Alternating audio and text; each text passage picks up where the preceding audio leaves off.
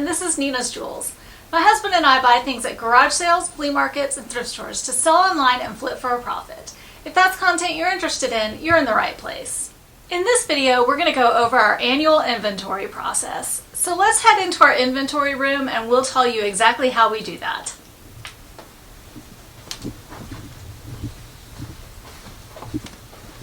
So if you have not been in this room before, welcome to our inventory room. We have started our inventory process with these bins. We've actually completed the inventory process on these 4 bins. It's a very slow process, but for us it's worth it.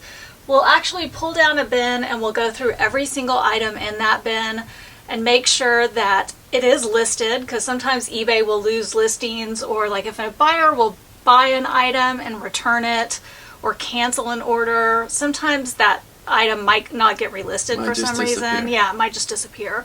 Or sometimes things just disappear for no reason. So we make sure that it is listed. So far we haven't found anything that isn't listed this time around.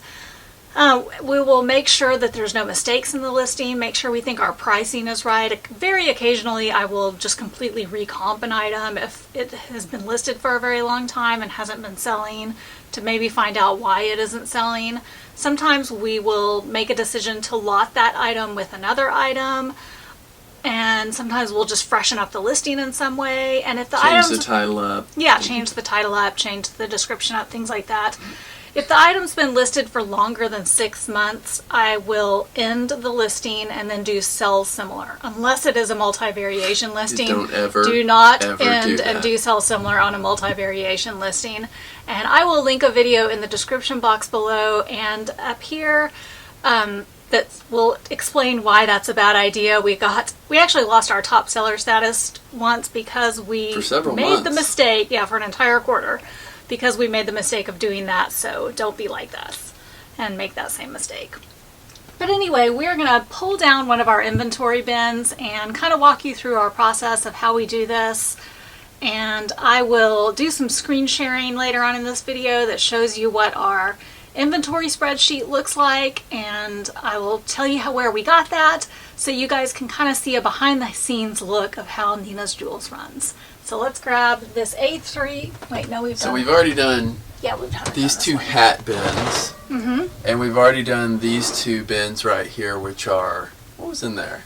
Purses, accessories. Yeah. So this one's accessories too. And these are also accessories. And actually it works. Doing the end item and sell similar works because we have already sold 3 items from those 4 bins.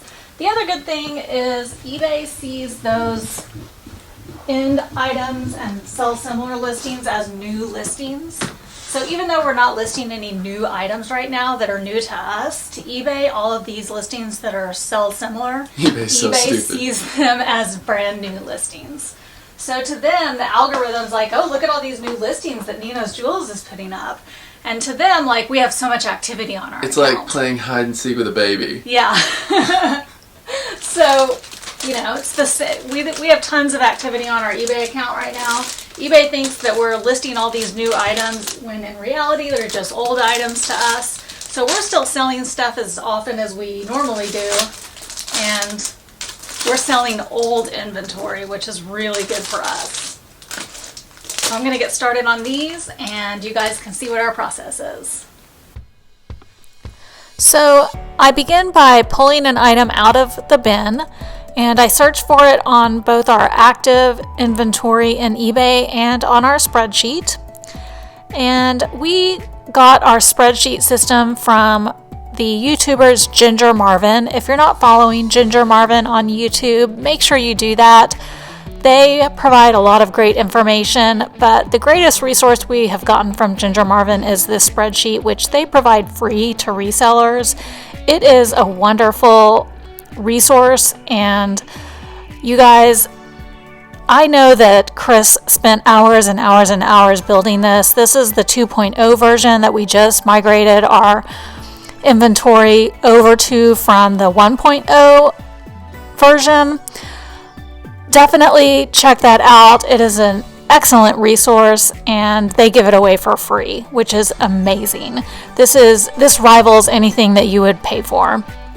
Anyway, I will put a link to that above and in the description box below. Definitely worth checking out. So here you can see I have pulled out a vintage clutch, and I've found that in our inventory. For some reason, it will not search with just the brand name, which to me is concerning, but I just couldn't get it to search with just the brand name. Not sure why. So I did do a little bit further research on that. I was like, So I went in and looked to see. We've had this listed for a while, not that long, maybe like 7 months, but I did want to see why it wasn't selling. It's a really unique clutch, higher end, but I do remember when I comped this that the prices were like really all over the place for this brand. So I wanted to see where ours was falling in the search feature in eBay. So I searched it, then I realized, I'm looking at sold listings, which didn't help me. So I toggled that off and found that it was pulling up pretty quickly, but I felt like mine was priced a little bit high, even though in my opinion ours was kind of a unique one. Ours has like a little compact inside of it, which I think sets it apart, but that is really hard to tell from, just a first glance look at it. You'd have to like actually open the listing to see that. So I did lower the price a little bit. I still don't think it's going to sell. This is definitely going to be a long tail item, but I did lower the price, and I did and do sell similar, so hopefully that will get some movement on that item. But other than that, I don't think I made any changes to this. But what I also do, because an improvement that Chris made in that Ginger Marvin spreadsheet is he added a date listed field, which will also show you how many days your item has been listed. So I'm going into the spreadsheet and adding in that date listed to the best of my ability, because that information is always not exactly right in our eBay listing, but I'm taking that information from the eBay listing and adding that into our spreadsheet. So I'm adding that. So I'm doing this one by one, which is an extremely time-consuming process, but for us it's worth it. I mean, we have found a few little mistakes. One big mistake, which was we had an item listed that we had actually combined with another listing. So if that item had sold, it would have been an item like out of stock. We would have had to have just canceled that listing, which is a big no-no on eBay. So that was a good find that we found. But other than that, we might find some misspellings in the title or something like that, or maybe an item that is not in the right inventory location, or something that just doesn't square up between our spreadsheet and our eBay active items. But for the most part, everything has been correct so far, so that's good, but we still have a lot to go through. But for us, it is totally worth it. This is just something that we want to do to make sure everything works out and matches, and that we don't have any big errors, and that we are making sure that nothing is getting stale in our inventory listing. So here I'm working on a gold clutch purse that has been in our inventory forever, so I'm definitely doing end item and sell similar on this one. I think I lowered the price by $1 on that one. Let's see what's next. Next up is a purse that I totally regret buying. It was a mistake. I bought it because we were getting really good prices at this garage sale, and this is a 100% leather purse, but this was just a bad buy. I probably should just take this out of our inventory, but y'all, I'm really, really stubborn. I would rather just sit on an item and try to get what we can out of it, but I probably need to be better about just admitting when I make a mistake and take something out of our inventory, but I would probably rather just sit on it for 5 years and try to get it to sell, or just make a big lot of things and try to get it to sell. But eventually I will take it out of our inventory if it doesn't sell. So I did make a few edits to this. You can always tell that we have a really old listing if I have lowercase words in our title. And so I will go in and update those to like my modern format. And then the other thing I'm doing to our listings is we're now offering free returns to give us the top rated plus seller status.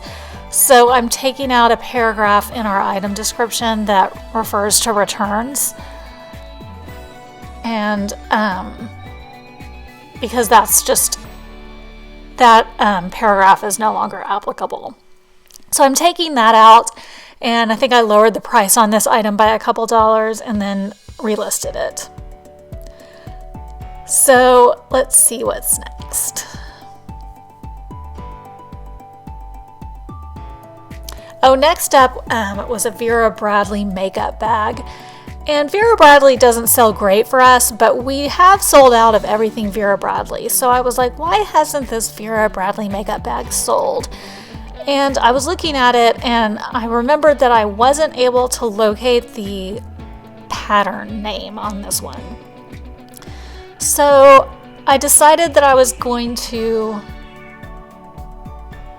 after I did the end item and I was looking at it a little bit closer, I decided I was going to recomp it first, and I recomped it, and I couldn't find any similar to mine with a quick recomp. I mean, I didn't recomp it that well, but then I was looking at it a little bit further and I realized I didn't have the pattern name in there, so I did a search on Google and you'll see I ended up finding the pattern name. So you'll see that I go in here and add the pattern name to this. So I'm hoping that this will get this item to sell this year with that pattern name added. So you'll see how I go through my process to pretty quickly find the pattern name on this item, and then how I edit the title to include that. And I think I had gotten this makeup bag at a garage sale. I think I paid around $2 for it maybe. And it's in really good condition. It's like it has lining, kind of a plasticky lining on the inside of it, so you can use it as a makeup bag and it won't get stained. So in my opinion, it should have sold by now. I don't think we have it overpriced. I think I just had a poor title.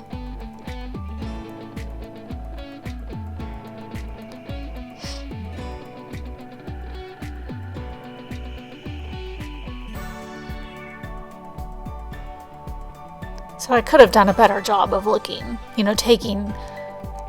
reducing my title and looking for it on eBay. But then when I was doing that, I was like realizing that I did not have the pattern name and decided to go to Google to locate that. And that's where I found it. And actually because I actually just copied and pasted my title, it pulled out my listing, and I was like, that's not going to work. But then I found this listing that said it was called Dogwood. So I figured out a way to get enough characters to add that in.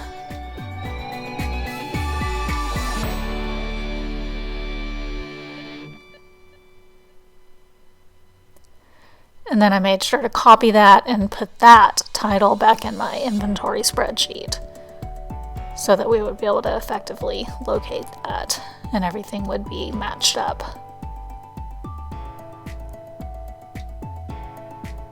And actually, I might not have changed the price on it.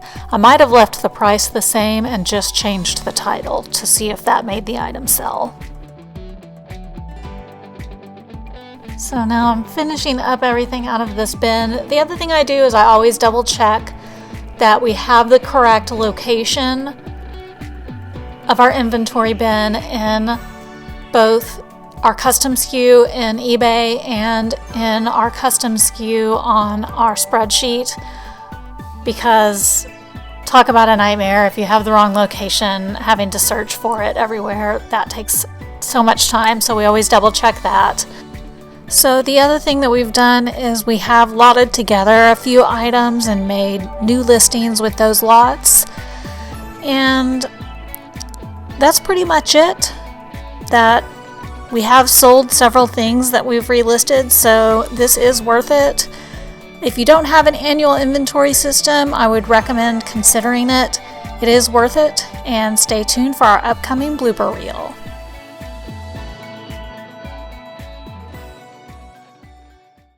Hold on, I don't want these shoes on.